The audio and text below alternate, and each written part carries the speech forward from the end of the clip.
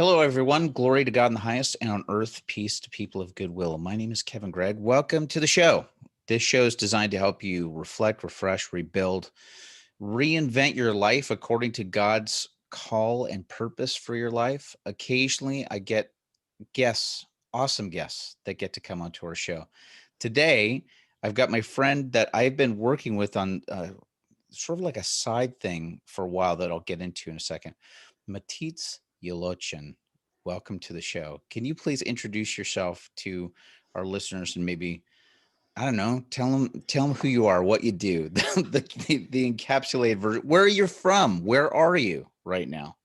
Well, I'm from a tiny little country called Slovenia in the middle of Europe. Some people call it Eastern Europe, but I, I think I would disagree with that a little bit, Okay. even though it's a Slavic country.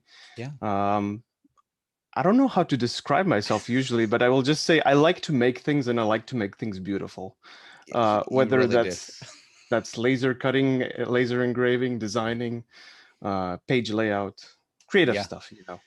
He really is. Matisse is just, he's such a hands-on dude. He's always putting stuff out. And we'll talk about what the some website and things that we can point people towards. I actually met, I'm trying to think when we met. I feel like we met back in like 2016, maybe. I feel like I met Matisse back in 2016. I was part of a performing arts outreach trip with a church that was out of Modesto that Mhm. would go annually to Slovenia. And I think Matisse, you and I probably met like maybe the last. I felt like we met like maybe the last week or so. Matisse would always be brought in because he's an amazing photographer. He would come in. They would usually get asked by the local church to go, "Hey, can you take pictures of this?" And he and I just started striking up some very interesting conversations. As a matter of fact, Matisse is the first person that introduced me to Jordan Peterson, Hmm. which you were a little bit shocked by, yeah, when I brought this I brought think I this up. was, yes. Well, I because it think was, I was. I think you and I were having a deep conversation, and it was this moment of saying, I don't know, you should really listen to this guy out of Canada. He's a psychologist. And I think the phrase that you used with Jordan Peterson was like, he's very interesting how he approaches it. When people ask him, does he believe in God? He says, well, what do you mean by God and what do you mean by belief? Well, That's absolutely right. And I really appreciate that honesty about him too. Uh, just the unapologetic honesty about, hey, I'm not really sure. And I just want to learn because yeah. this has been my approach to lots of things in my life too. Yeah.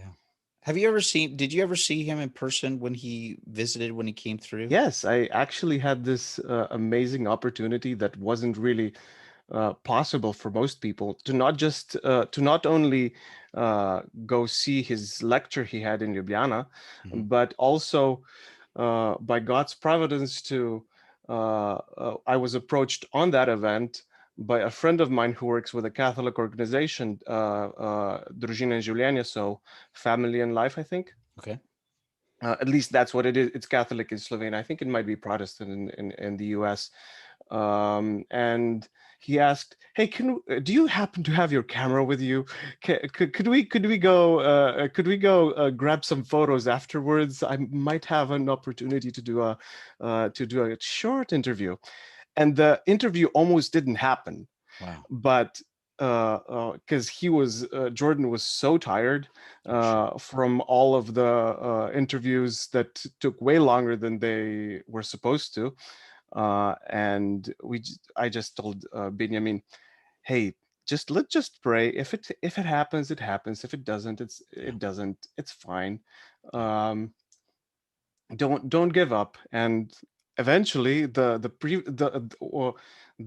guest that he had well, the interviewee, I guess, who he had before, um, was so calming and more one-to-one that he got relaxed a little bit more and let us have a few minutes. Sure. And so I got a few photos, and Benjamin had got his interview, and Mhm. it's like, it's awesome, you know? Amazing. For those of you that don't know what we're talking about at all, Jordan Peterson is a Canadian psychologist. Is he a psychologist? He's a psychologist, not a I think he's psychiatrist. clinical psychologist Okay, so and professor. clinical psychologist. Very very popular. He wrote a couple of books, 12 Rules for Life. Also, he's got 12 More Rules for Life that's out. Controversial at times, but a really smart cat, like a really smart cat. And anyway, you're the guy that introduced me to him, which is very, Mm. very interesting. Uh, Shoot, there was something else I wanted to say. Oh, I will tell you, Jordan Peterson has actually mentioned a couple of times. He's very impressed with the Slovene people. I mean, honestly, Mm. the people in Slovenia have just, and especially my experience I had going out there a couple of times, and I hope to get out there and visit again. And again, I know that you're not a representative for the country, so I hate to put you on the spot with this. Um, I'm incredibly impressed. Like any Slovenes that I have met is just like the grasp that you guys have of, first of all, uh, just being bilingual, like being able to just like fully engage in English conversation and thought. And boy, there's such technical savvy and artistry and everything. I'm very impressed with the Slovenes. That's all I got to say. You Well, know, thank you. on behalf of Slovenia, I say thank you. I'm not sure how to comment on that. Right. Let me ask you this. Maybe I'm going to put you on the spot for a second. I'm going to put you on the spot Sure. because you've actually had to deal with a couple of Americans that have come over. What's your take on us goofy Americans when we come over there to Slovenia? Well, that's a wide question. Depends whom, depends who and for what reason they were here. Of course. But I mean, you guys are usually very helpful and like to do outreach and stuff. Uh, and I don't know. I'm just very thankful for all the influence you guys have had on me, uh, just on general. If it weren't for evangelical Christians, and I wouldn't say evangelical for the sake of evangelical, just Christians who were Americans who were willing to take some time off uh, in the summer to come to do ministry here in Sure. Europe. Sure. I'm not sure I would know Christ the way I know Yeah. him. So It's an I'm just interesting very thankful for this. an interesting thing, right? Because uh, Matisse is he's a Christian. He's part of a Christian church that's out there, and Slovenia is mainly it's a Catholic country. Like it's mainly everybody was raised or baptized Catholic, and it's interesting. Especially, I came over with basically an evangelical Christian outreach program as a practicing Catholic, being involved in the organization. But it's very interesting, isn't it? Like being in a Catholic country and a lot of people that, and we don't have to go too far down this route, but it's interesting being in a Catholic country, which again, this is stuff that I also experienced in the United States with people that don't know their faith, you know, Yep. like people Yep. that are just like, oh yeah, again, I've talked about this before in the show. You talk Mhm. about people that have been raised culturally Catholic, but they have no relationship with Christ or they Yep. don't know anything about it. They're just sort of going through the motions of that. And so I think that that's an awesome thing. Number one, that you've come to a deeper understanding in your relationship with Christ, which Mhm. is an amazing thing. Um, I think I think I was definitely an oddity in that group, and I've had this in a couple of different groups I've run around with Christians, Protestant Christians, evangelical Christians. When they find out that I'm a practicing Catholic, they're just like, at first they're just like, "What?" Um, but anyway, I don't know. I guess I just sort of wanted to mention that. So, you know, Well, it's definitely different being a Protestant, which is about there's about 10,000 Protestants in a country of 2 million Slovenes, mhm, and I think the last statistic I remember would be about 54% of Slovenes identify as Catholic, right, and I think about 10% of those 50% would base their faith on biblical principles or the Bible on its own. yeah, So that that's quite telling. right. um, Yeah, but yeah, it's definitely a challenge at times. But you know, I I wouldn't say I'm the proper. I'm the most proper Protestant in the what usually people think of Protestant, and I'm not usually and I'm not the proper Catholic as people would usually consider Catholic. So I'm I not sure get it. if you want to go that rabbit hole, Um, but I'm certainly willing to entertain it a little well, bit. it's all right because I fall in sort of that same camp where it's like, listen, I identify as a Catholic. I practice the mass. I do all of that. But again, like the thing that I continually say on this show is like, I'm not the complete expert on this stuff. There's so many other Mm. people that are so well versed in this. I think more than anything else, one of the things I try to do with this show is just to have the open conversation of trying and learning, And anyway, that was just a thought that popped up. I did want to transition specifically to this, which is something that Matitza and I have been working on probably, gosh, I don't even know how many months that we've been doing this now, even if you check the Google document. I think it would be a little bit over half a year. Okay, so we've been doing this for at least 6 months. The thing that Matitza and I also share together is, for lack of a better word, and Matisse, jump in here and correct me where I'm wrong, but I think that we generally have uh, we're so in line when it comes to business thought, when it comes to getting art done. Um, we seem to align, politically or government wise as we're thinking about that. Not that that's a, not that that's the main focus of it, but particularly about the business aspect and what we've been doing for over the last 6 months, which we can talk a little bit about here, is we've been do Matisse reached out to me and he said, "Hey, listen, I've been involved in these masterminds before in the past. Can you please explain a little bit what a mastermind is to someone that may not be familiar So with that?" so a friend of mine, Rob Duffy from Ireland, invited me to join onto one of his masterminds, and it was just a test program, I guess, to see whether it was viable and how to run it well. And it's basically a tool for accountability, I think, between people are who want to grow in certain areas, and for a purpose of for the purposes of one-to-one, I've modified it slightly to work with Kevin and I in this instance. Uh, I well, I just think it's a wonderful tool to grow and to keep each other accountable, because when one is employed by an employer who is, let's say, in a vertical hierarchy, Mhm. uh, it's easy to just do whatever you're told. But when you're self-employed, um, well, I find that most of us have pretty much the same sorts of questions and how to do things and how to structure the day, and struggle with similar things. So why not be there for each other? Why not share each other's struggles and learn from each other and Yeah. from other people too? Because maybe I've seen some things or a resource or something that I can share to Kevin, or vice versa. Yeah.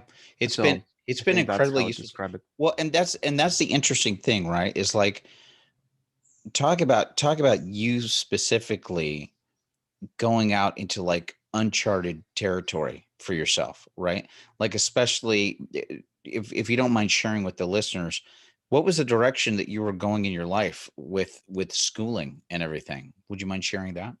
Well, do you want a short or a long story? I don't care. Or a Give me medium? give me the medium one. Give me the medium one. Okay, so about a decade ago, I was engaged to be married, and everything was seemed to be going well, and then everything collapsed. The fiance left me, and I wasn't able to continue schooling and that college that I was going to. Um, Things didn't work out in certain areas with the church I was going to. The youth ministry I ran was basically crumbled, and the only thing, the wisest thing to do was just to let go. And basically that created a huge void in my life. Partially, this is where Jordan Peterson comes in as by proxy. But as I was rebuilding, one of the things I realized is that since it was a recession and there was no jobs, well, why not create my own? And so I started doing things through my parents' company as a student here, which is well, at least at that time it was quite easy and legally and logistically easy to do, and wasn't heavily taxed. Now it's a little bit different, unfortunately. Sure. But yeah, like I slowly started building my tiny little empire. But it had its struggles, because as I was as I was coming from a place of complete chaos, I had to figure out how to put order and structure into it. I had to figure out how to deal with the things I was lacking, and sometimes just be brave and go for it. And at other times, just um, figure out how to do scheduling, because I didn't know how to do scheduling at some point in time. The only thing I was able to do was put one thing on a schedule per day. But now I can put more things on to schedule, Right. And it builds up and it builds up, and it grows income, and everything is getting easier and more optimized as I go along. It's quite interesting, right? Because what were you studying originally? What were you studying at school? Originally, I was studying architecture for 2 years. Right. But then due to insufficient grades with maths and descriptive geometry, I wasn't able to continue to the 3rd grade. So I figured, why not try something else? And even though it was after the dates that were set up for the signing up to a new college, by God's providence, I was able to enlist, and I was able to go into art college, which was private college. So yeah. It's amazing, man. Yeah, because I remember you and I were talking a few weeks ago, and I remember it was this moment where you just had to make this decision. It was like there was money that was put down. There was money that was already there. There was stuff that you'd been writing, and just like going, I don't think it's this, right? Yep. And it's very hard. Like also, especially, and again, and mind you, Slovenes usually don't pay for college because it's funded from taxpayer money. Yes. And so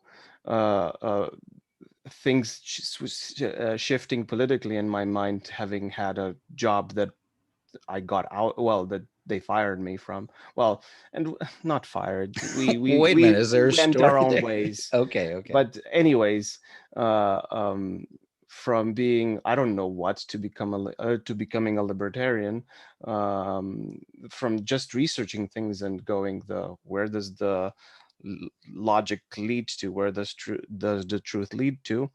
I wasn't sure I was willing to receive a service funded by taxpayer money. And so art college being private, and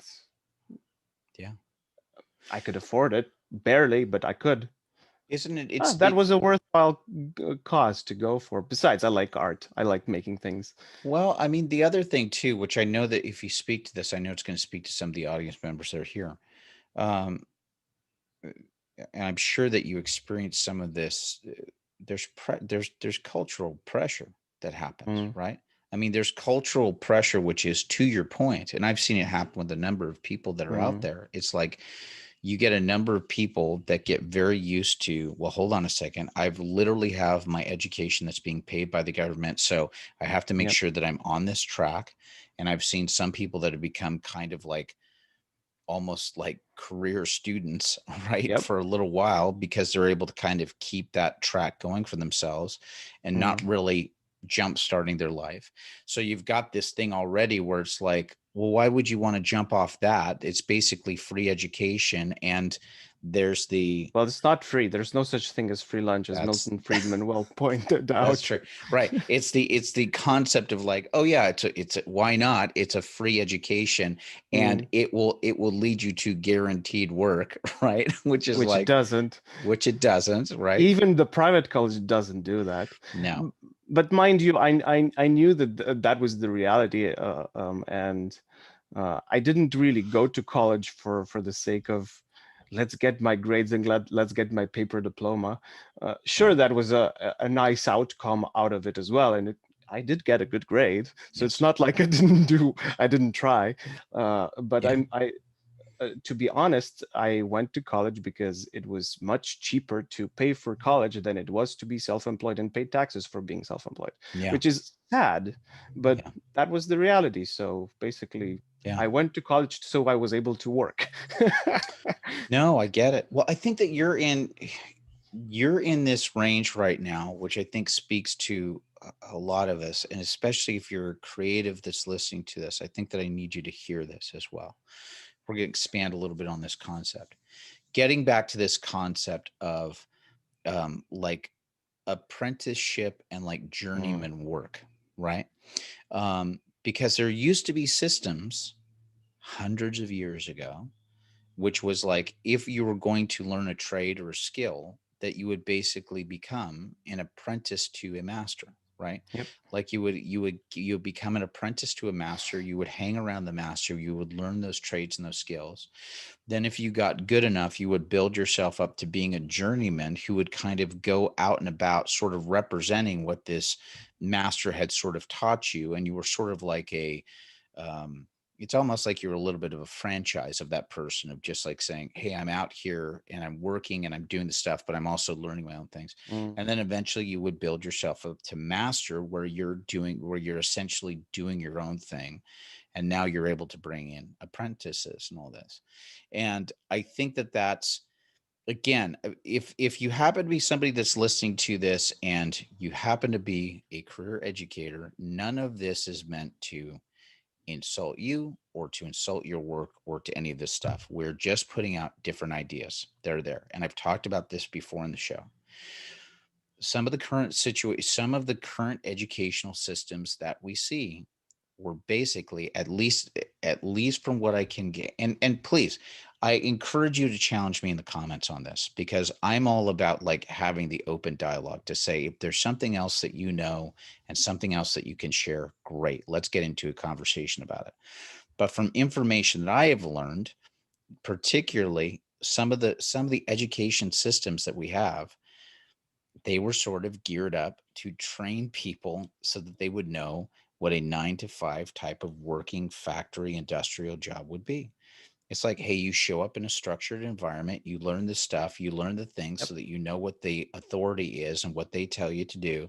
You think a little bit for yourself, Well, but it's, it's teaching you to be obedient and to yeah, do what you're told within that time frame, and that everyone has the same type of information. Because if everyone has the same information, then nobody is going to question it. And you can see that with the modern media too, even though it's not government run. sure. Yeah. It's Just a like minute, here, I'm gonna adjust my camera because I yeah, get. sure.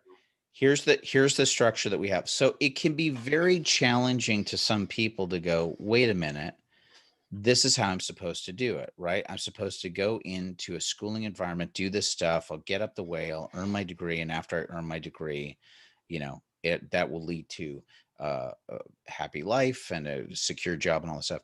And what we've really seen, particularly over the last decade or so, is that that's not the case. Is Mhm. that there's a lot, life is not that way.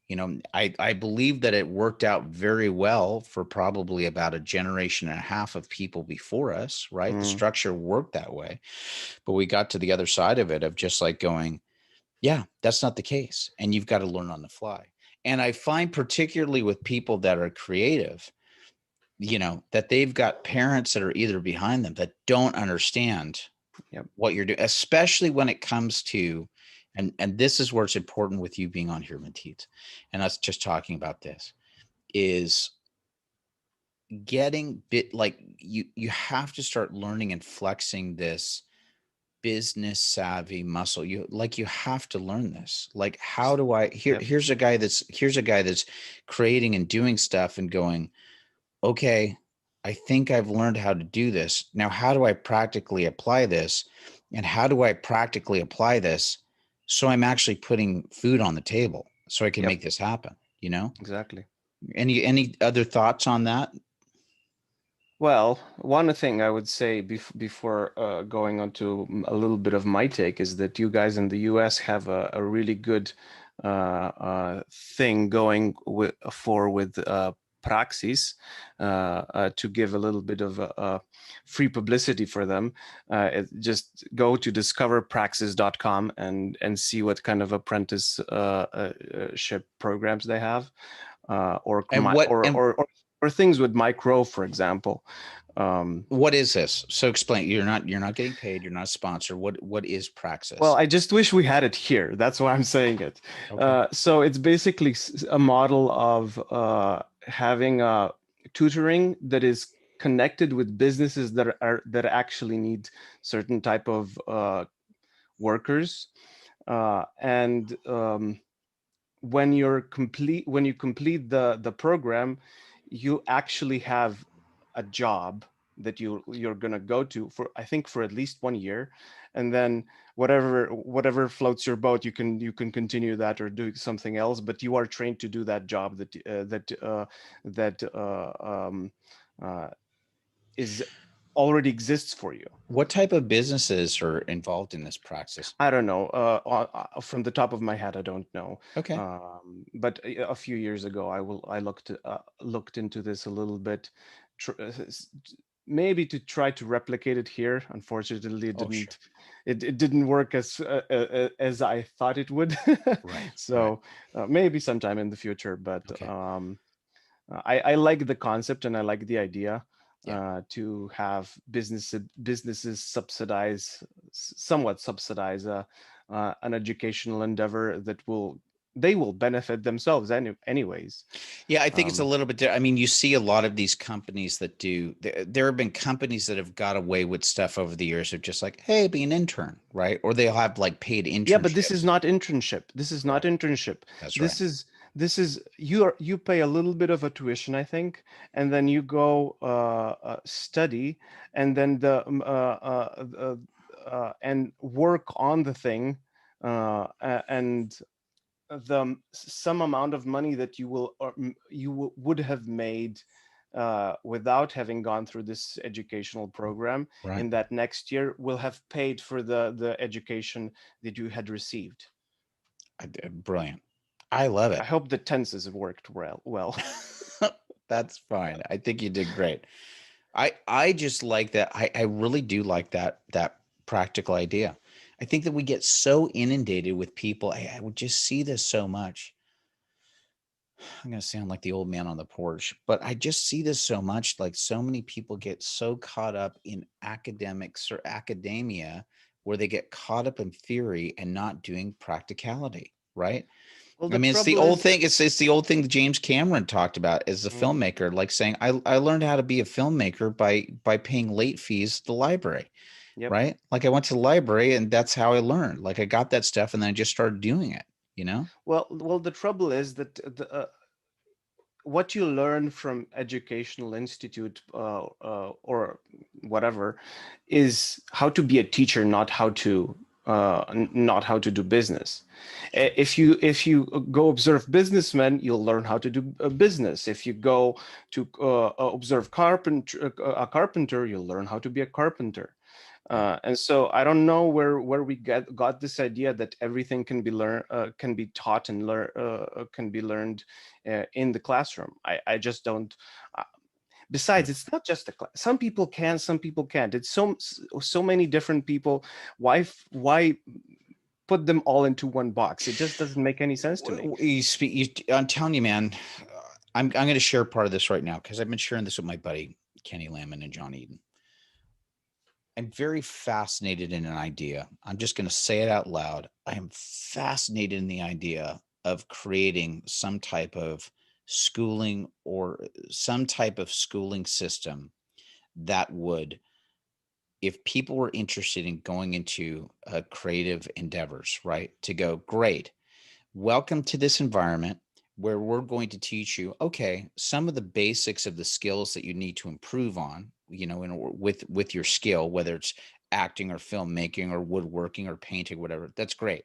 Well, you did Well, a kickstart basically, and yeah, then the rest of it will you follow on your own, or with the yeah, people that you can connect them with, or something like that. yeah. I mean, but just this concept of like, great, learning your basic skills, then also learning like, hey, let's do real world application of this, of Yeah, like exactly. what you're doing when you're going out. And I'd also put in one more caveat. I would I'm going to say, I'm going to damn well make sure that everybody gets trained in apologetics so that so that they can understand what their faith is, so that they can, you know what I mean? So that they can talk about the Christian faith and be able to talk about it knowledgeably. So Well, that's what it's not just a sure, it's true for faith, but I think it's that should be true for anything. Like if you can't defend what you believe in, whether that be your faith or your business, why do it, you know? yeah. Boy, it's interesting. I was listening to somebody on a podcast the other day. I was listening to Stefan Molyneux. He had a guy that Hmm. came on and was talking about like writing. The podcast was about Stefan Molyneux was talking about how to write. And I listened to the first part of it and I jumped out because there was a guy that came on, and as he was talking about he was talking about his book, about a project that he was working on. And boy, he was having a very difficult time explaining it, right?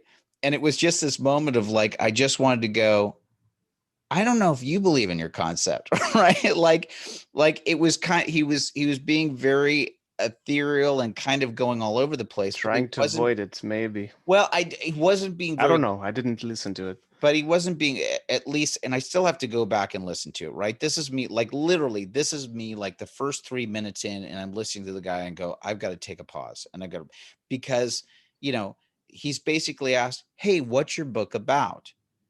And then 3 minutes later, I'm really not getting much information. I'm getting ideas of what the guy likes and what he's inspired by and what he thought. And what if I took these two things? But it's like, and so I'm hearing this concept and I'm going, it doesn't even sound like you believe in it, right? Now that's a very broad thing that I just said, No, but but in some ways I understand, because it's easy to make to dumb things down for as me making logos or graphic design or whatever. It's not that hard to explain and dumb things down for other people from what they're wanting to do. It's yeah. much harder to dumb things down that I do, because there's so many things in my head. So it's not so it's not necessarily that like I didn't listen to the interview, so Oh, sure. I'm not defending the guy. I'm just saying And that and again, I I can will also, understand. I I, can and I, understand and how I it will can be say difficult. this. I will also say this. It's my filter. It's where I was at. So Exactly. I may, but please, I'm sorry, I didn't mean to interrupt you. Go ahead. No, it's fine.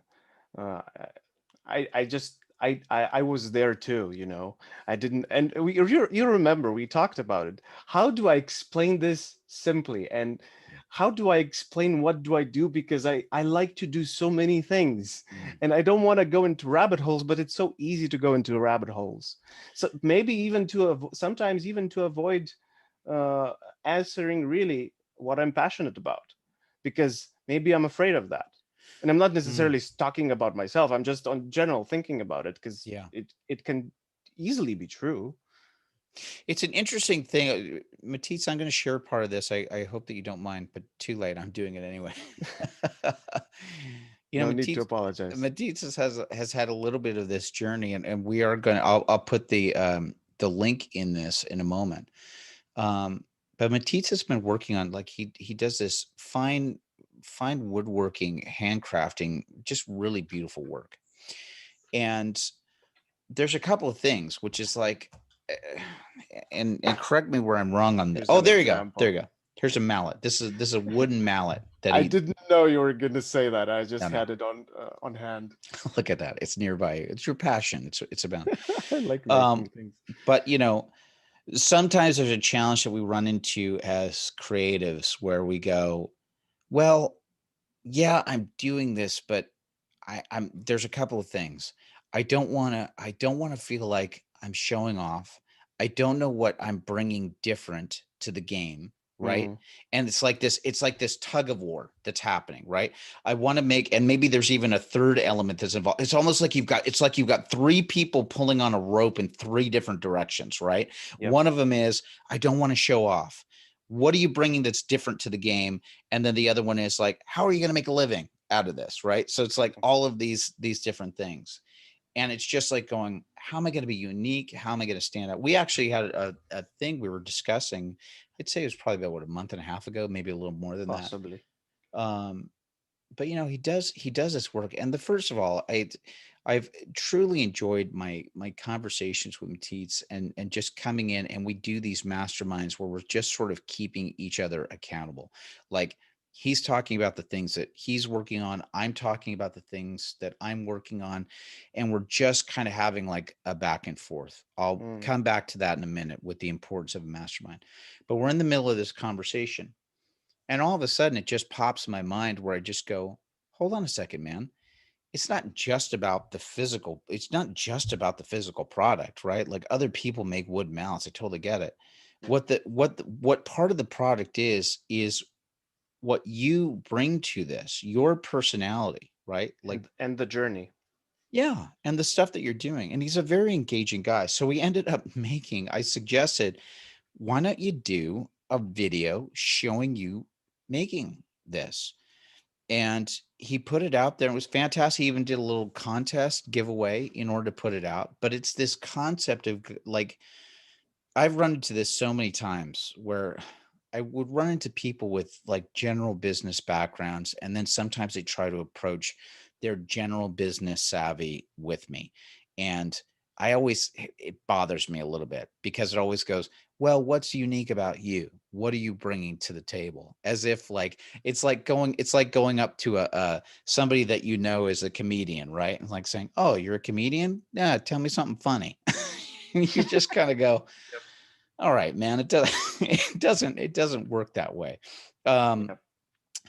but anyway, I just wanted to take that moment, I guess, Matisse, to just compliment you and just encourage you with continually with the stuff that you're doing, because what you're doing is so unique. You bring such skill. And I know, I mean, you throw yourself full tilt into the projects that you're working on, whether it's carving or laser cutting or whether it's web design. I mean, it's a lot, man. You got a lot on your plate.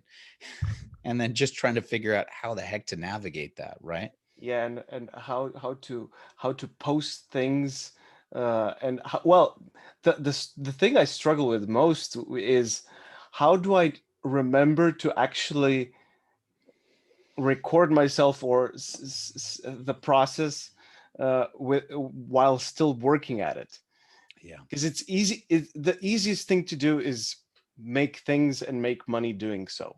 That's not Yeah. that hard anymore. It used to be, but that's not that hard anymore.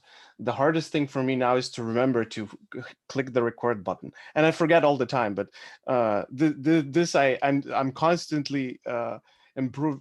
I need to improve on this still, and this is just me saying, look, this is where I need to grow, and everyone has places where they need to grow. And some people it's business, some people it's accountability, some people it's Yeah.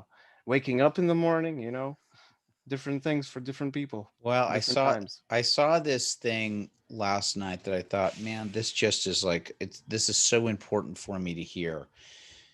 And again, it's a thing that I've been practicing on this show, but it's about learning to build in the consistency with it, Mm, right? Like I saw a thing, it was I must have seen like a little ad that popped up on my Instagram, and it was about like learning to play guitar, right? And they showed this very interesting thing, which was like you have to show up consistently to do it. And if you're showing up consistently to do it, you will continue to grow like this. And they showed this really cool thing because a guitar is a perfect example, right? A guitar is a perfect example where it's like, oh, let me pick it up and play it. And then you put it down. And then you pick it up a couple of months later, and then you gotta relearn it, right? And they showed this graph in this commercial, which was fascinating, right? It said, if you're picking it up and putting it down, it's like you're having a series of just like, and then stops, and then another one, and it gets up, and then and then you have to go back to the beginning, and then back to right. It's just it's the same with languages as well, right? Like Matisse and I just had this conversation too. I spent almost a year and a half working on Spanish. I was working on Spanish using Duolingo, and I was showing up every day, and I was just doing the stuff and practicing my vocabulary. I didn't have a long-term goal that was in mind. So all I'd end up doing is I would show up every day. I'd do my 15, 20 minutes, do my stuff. Yes, I'm learning the vocabulary, but there's no way that I was aiming towards what the bigger thing was. The bigger thing was I wanted to become fluent in this. The only way I'm going to be fluent in this is if I know that I'm fully immersed in a country where all I'm speaking is that language for, a couple of months. Partially that also that you're forced to not use English or whatever language you speak. Correct. Right. And so for me, it's just like you would go, that's the only way that you're going to get fluent on that. And immediately I looked at my immediate goals and the immediate stuff that was like going on and like going, oh, this is like fourth or fifth way down the line, And I was just like going, I'm sorry, I'm going to sideline for a second. This is where I lose all my subscribers, but that's okay. All right. All right. That's okay. Rabbit holes. So I've been reading a book by Michael Malice. I've been reading a book by Michael Malice called The New Right. And in this book, he described this thing which is called the pistachio principle. The pistachio principle, which I thought, oh my gosh, this is a fascinating thing. And when he said this, man, this resonated with me so well. I could ask you, hey, what are your top four favorite flavors of ice cream? And you could say, well, I love chocolate, vanilla, strawberry, and I love pistachio. And then you could say, great. How much do you eat whenever you get ice cream? How often do you? Well, I always go for vanilla, right? I eat vanilla whenever I'm having ice cream. I have vanilla like 33% of the time. Great. How about that? Then I'd say probably chocolate about another 33% of the time, and then strawberry another 33% of the time, right? How often do you eat pistachio? Like maybe 1% of the time if it's available, right? So you're eating pistachio 1% of the time. But then I'm asking you, what are your four top flavors? And you go pistachio. Well, you barely eat pistachio. No, it's still one of my top four, right? But it's the amount of time that you spend on that, right? And so I think that we have so many things that are in our life that we go, yeah, that's one of my top things. But then you go, yeah. But what are you spending the most time on? And he described that as that pistachio principle. You'll have to forgive me. I've moved my studio into my front room, and of course it's on the day when trash collectors like to come, so there you go. Deal with it. No worries. Anyway. And my son is just all over the place, hence my changing of the light. You mean the actual physical heavenly body, the sun? Because it did sound like you had a child that was running around. No, the sun in the universe there somewhere. Just to let you know, Matisse is unmarried. Single. He's single. There you go. Reach out to me if you're interested. Or me. Well, well, why not? Well, what the heck? We're in a weird thing too. I don't know what I talked about. I talked about this to Matisse before we came on. We've got two very different his camera is beautiful. It's fantastic. He's got like this cool, like 70s art film filter. And I look like I'm in a crazy 1980s pop video. So I don't know. Will I color balance this before it goes out? Probably not. But I'm sure you'll be watching this going, gosh, Kevin looks really red. So anyway. This is just straight from HDMI, my output of my A7 II. So it looked great. Change anything. Who knew we were just going to do this? I mean, we weren't going to, color correct or anything. Anyway, Matic, you did such a great job with that video, and I just highly encourage you to Yeah, I need to continually. make some more. I need to make some more. Please do. I'll put the link in the show. I will put the link in the show description for this to go check out his stuff and the type of work that he does. I'm definitely going to link people to your website as well. Um, Let me ask you this, man. We might as well do a little bit of this while we've just got a few more minutes Sure. on this call before we end it. So this is a thing that Matisse and I do on a regular basis. We check in with each other, and I really want the listeners to hear this. And I'm hoping to have Matisse back here as a regular guest if he doesn't completely get offended by this recording. So so so what we do is we get together once a week. It's usually an hour-long call that we have. Mhm.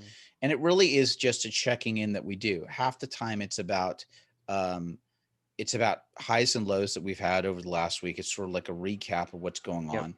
Uh then we What also, worked, what didn't. yeah, what worked, what didn't work. We have sort of this hot seat thing where it's the idea where one of us in that moment sort of gets a about a 45-minute thing to really talk and expand on an idea that we're working on, or maybe a struggle that we're having, right? And it's sort of used, it's used as a place, at least this is how I see it. Maybe you have a different interpretation of it, Matisse, but it's used as a place to be able to vocalize and work out stuff, and also to get a little bit of feedback from the other person, right? Yeah, that's exactly what it is. And Yeah. usually, since it's on two of us, not more, because it's the mastermind by Rob Duffy was designed for, I think, 4 or 5 people. But here it's usually just a conversation, not really a monologue. Yeah. So, and I think in this context it might even work better. I don't Yeah. know. That's just my humble opinion. I, there's been many times where I've gotten sparks of idea. I feel like we both had like sparks of ideas in these moments. I think the Hmm. most powerful thing that I've had, I think the reason that it's so important for listeners and viewers to hear this, it gives an opportunity to get what's in your mind, like what Matisse was talking about earlier. As creatives, we have this idea, this vision of what this stuff is. There's something that happens between thinking it in the brain and processing it through the mouth so that it's coming out. So, am I saying something that is clear enough that someone else is understanding and grasping what I'm saying for a number of reasons? If I have an idea or a concept that I want to share with other people, or an art piece or whatever that is, am I making it clear enough so somebody's understanding it? Okay. And it's giving me the opportunity to practice that and to clarify that. And if it isn't clear to the other person, to ask questions to get that back and forth. And also it gives an opportunity to sort of like lifetime work it out and get asked questions about it, so that you can either refine or find out if it is going to work or if it's not going to work, you know? And at the same time, the other person is hopefully writing things down Yes. while you're recording it. But Right. uh, um, and by doing this you basically need to summarize the thought, Yeah. which helps consolidate the thoughts into something probably more coherent than it was just in your head when it's all sorts of information floating about and you're trying to put them into words. The Yeah. other person is trying to consolidate them, and you can always go back and revise, but I think it's a very useful exercise. um, Yeah, and I think that's something that's very important here is like literally Matisse and I, as we're doing this as like, we're like colleagues, you know what I mean? Like we're two guys that are on the same path that are trying to figure that out. This is not a mentorship student relationship at all. this is completely horizontal. It is completely horizontal. It's completely two people that there's not a hierarchy in this thing, Mm. right? And I don't think, was in the other one that you were in, was there a hierarchy in the other mastermind? Well, depends how you look at it, but I would say no. not I mean, really. I'm assuming that there Well, has to be some sort of moderator. there's a one. There are four roles. One is a timekeeper. Then there's a note taker, and then there's a hot seat person. And I think one more or the other person is just there moderating to if everything goes right. But so in that case, you could probably have remnants of hierarchy, but I don't know. It's still very much horizontal Yes. because everyone always agrees. Even in the original program, everyone always agrees on what the roles will be next week, and you Right. can always flip things around. Right. And please, like anyone listening to this, and I'll give you the links, go visit Rob's programs because he's got some really amazing stuff, and he does them professionally. This is just me helping a friend and talking with about stuff. But it, well, then again, it gets more to it's more than that, but still, I don't even know how to explain it. No. I think more than anything else, it's for anybody that's interested in trying to do something like this. Again, you're trying to play. You're trying to learn. You're trying to learn something. You're trying to grow. Okay, so this Yes. isn't a thing where. I mean, it'd be amazing if you get to go into a group where everybody else is sort of a level higher than you so that you're able to kind of learn and to catch up. I don't know if this is necessarily the right type of thing where you would be, unless you're some version of a moderator with it, which I can understand. I don't think it's beneficial to be like the smartest guy in the room, right? No. If you're the smartest guy in the They're room, like if it's a team, if it's a group, I think it needs to be a properly balanced group. Whereas where someone like Rob makes a good selection, yes. and this is just this is completely off topic or off grid as far as that goes. Yeah. That Kevin and I have, but yeah. Yeah, and I think it's one of those things of, listen, everybody's going to have people are going to have their strengths. And I think that Mm, that's the thing. You want to make sure that people are yes. coming into this. If you are forming this with people, that it's something that you're forming with what people have specific skills and strengths where Yep. you're able to sort of bounce around with each other, right? And that's the thing that I like about it, because it's a thing, especially with, like I said before, just the spirit that Matic has and his business savvy and the way that he thinks and all that stuff. You just kind of go, okay, there's a lot that's similar here. And I feel that there's a lot that we can learn from each other. Believe me, there's been many times when I've gotten some really creative suggestions and questions that have come from Matic that maybe go, oh, wait a minute, maybe I can refine this stuff. He's been very helpful for me, especially as I've been working on these podcasts and these shows. There's been ideas that have come out of this mastermind. I go, you know what? That's actually something that I'm going to apply to what I'm doing. Yep. So it's been actually, and I've got Likewise it. here. Well, I'm going to tell you specifically something. I'm just going to call you out for right now. He's been very influential with me when it's come to the idea of um, valuation, when it comes to valuing my time and my work, right?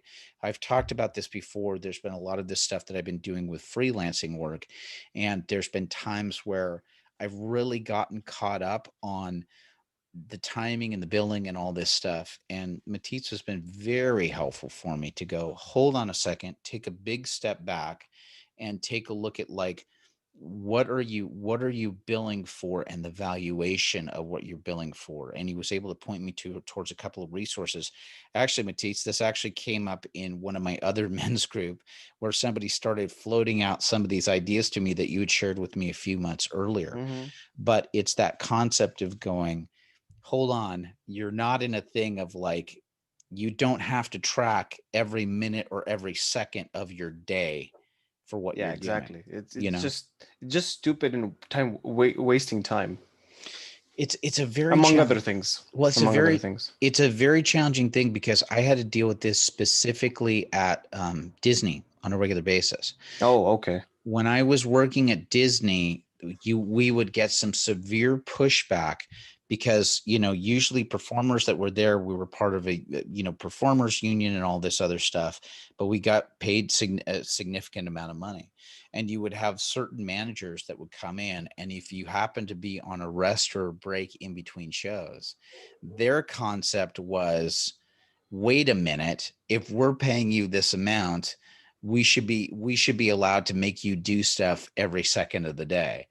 And it was a very hard concept, to which the way that I always would push back on that is to go, hey, have you ever done a PowerPoint presentation or something where you've had to do that? And oh yeah, I've had to do it. It's like, that's a lot, right? Like when you're getting up there, if you had to do like a 45-minute presentation and you had to just like present it to everybody and do all your stuff. Oh yeah, that would be a lot. How about if I asked you to do that continually for 8 hours out of your day, just nonstop? And they go, well, that'd be a lot. I said, that's exactly what you're asking us. That's what you're trying to ask of us right now. Like the amount of stuff the amount of time and energy and focus that you need to do on that thing. And, afterwards you need a little bit of downtime or to just chill out or to do other stuff. That's what's happening here. So. Yeah. And things usually, when you think in that kind of scope, everything takes a lot longer than people are usually paid for if they're just charging per hour. So, oh my gosh, it does. Well, if you have to go charge by hour, but try to charge by day or something, some other terms, or just make individual agreements with people. Yeah. It just makes a whole lot more sense. Super but smart. That's probably another call. It will be another call. Here's my hope. Matisse. I'm hoping that we get to do this at least every other week, because I don't want to break up. I'm actually using our mastermind time to do this, but my hope, Matisse, is to get you back on here as a regular guest, because there's a couple of ideas I want to explore. Who knows? Maybe we even do some live masterminding with the people here as we're talking. Sure. Maybe. Who knows? We'll see. But we also have to keep our own stuff private, right? There's other stuff that we have to deal with. Yeah, so I would say that that's something that I would highly encourage. Again, it's one more level of just trying to find a support system, especially as you're trying to go out and to get your stuff done. It's already hard enough, right? It's already hard enough to try and get the stuff done. It's wonderful to be able to bounce things off of people. And before we conclude, I think it's also important to do it men with men, and I mean this specifically because we really do lack this conversation between men. And I like, this really struck with me this last weekend when I hiked over 85 around 84, 85 ish, I don't know, miles. And it was with a men's group. And it's not mastermind. It's not this kind of a thing, but yeah, if you're a guy and if you're doing anything worthwhile, share it with someone, share it with another dude that you trust, and have a man in your life that you trust, whether that's for mastermind, whether it's for something else. I think it's something that needs to be said. And I just wanted to share that. Can I tell you something? I'm really glad that you share that, because I will tell you that this is something this has been a wonderful discovery that has happened for me, I would say, within the last 10 years. Within the last 10 years, I would get, I'd be at work or to do some other stuff. For me, particularly, developing true friendship and relationship with other Christian men, with other believers, has been so fulfilling and so strengthening. Because for years, what it used to be for me was, it used to be like, oh, like, I got guys at work, or I got, the relationship that I have with my wife is a completely different thing, or what I have with my family is a completely different thing. But then the only other relationships I had out there was like extended family members, So I'd have extended family members and then people at work. And normally, if I had to get into stuff, like I couldn't get into deeper conversations. Normally, if I was having conversations with guys at work that weren't believers or any of that stuff, things would devolve into gossip. If troubles that I was going through, it would all get filtered into, did you hear about Kevin? Or I just get like, I get worldly bad advice, Yeah. Yeah. F that, F that person, like just terrible advice. And it wasn't until, I'll tell you, man, I really point out David Burke, who was on my other show on Your Creative Journey. He was the guy, man. He was the guy that I had been teaching religious education up at St. Charles Borromeo for junior high school kids. And David ended up becoming a teacher alongside me. And he was the guy that started inviting me to a men's Bible study. And hanging out with those guys and developing those male friendships with them. There's a couple other guys. I've got John Eden or Kenny Lamon or other guys I know through Celebrate Recovery. Like these male friendships that I've had, they've been so instrumental for me. They've been absolutely Yep. necessary. And to your point, Matisse, it's just something that is not. I can only speak from American culture, right? American culture tries to paint, guys hanging out with each other. It's like, we're hanging out, we're watching the football game, we're having drinks, blah, blah, blah, right? Some beer. Yeah, that's it. We're just having some beers and that's it. And yeah, right. And it's all this superficial nonsense. Whoops, sorry. I got very whoa, I got so excited I knocked over my mic. Sorry about that. That's Um, fine. but you get so excited, or sorry, you get so excited. I get so excited, but it's so superficial. But when you find those other guys that are out there that are believers and people Mm, that you start having this dialogue with and deep and there's it is, man, it's iron sharpens iron. Iron precisely. sharpens iron. And you Precisely. got to spend that time with other guys. So Mm. I don't know if you happen to be a guy that's listening to this and you've not experienced it. Um, I wish I knew. Order of Man is a great. I feel like Order of Man is a great place to put you towards. As a guy named Ryan Mickler. I might have had that wrong. Or maybe just go to a local church and ask your priest or pastor, "Hey, do you guys have a men's group I can join or something?" I don't know. I'm Mhm. just thinking from the top of my head. Yeah, there may be opportunities that are around there. And listen, it's not going to be perfect. First and That's foremost, right? the point. Yeah. It's not. You're going to end up with other guys and just kind of go, these guys, what is it, right? But it's about experimenting and finding. So I'm glad that you brought that up. I really am. You're welcome. Um, let's do this. A couple of things before we go. We'll say it out loud, but I'll put it in the show notes. What's a place that people can go to take a look at your stuff? Do you have a specific website, Matis? Well, I usually just point people to my website, mjd.si. mjd.si, which stands Yes, for Matic Matisse Jelovčan Design. Malochan Design Hmm. .si, which stands for Slovenia. So Yep, there you go. precisely. Perfect. Wonderful. And all the other links are usually there. Good. I won't even bother with Facebook and other stuff because, well, if anything goes down in the future with it, which it probably will, my website is still going to be up. Amen, brother. I get it. Well, actually, great. Guess what? You actually just gave a perfect segue. You gave a perfect segue for me, and I'll tell you why. Matisse brought up a great point. I'm going to steer people towards this. I've actually got right now the beginning of a brand new series of videos that I'm putting out on my locals.com site, which is Mm. kevingreg.locals.com, kevingreg.locals.com. And it's a series that's out right now. The first video is up for free, and it's about the parameters that I use for when I'm working on a project. So that first video is available and free. All you have to do is go over to kevingreg.locals.com.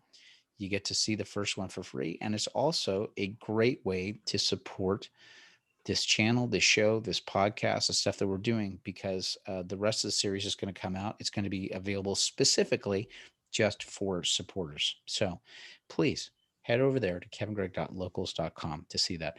If you also liked this show, please like and subscribe here and share this link with your friends.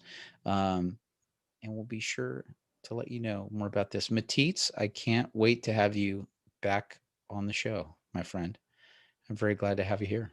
I'll gladly join you. Okay, I will gladly have you. I'm going to end the show here. Let's stick around before we say our goodbyes.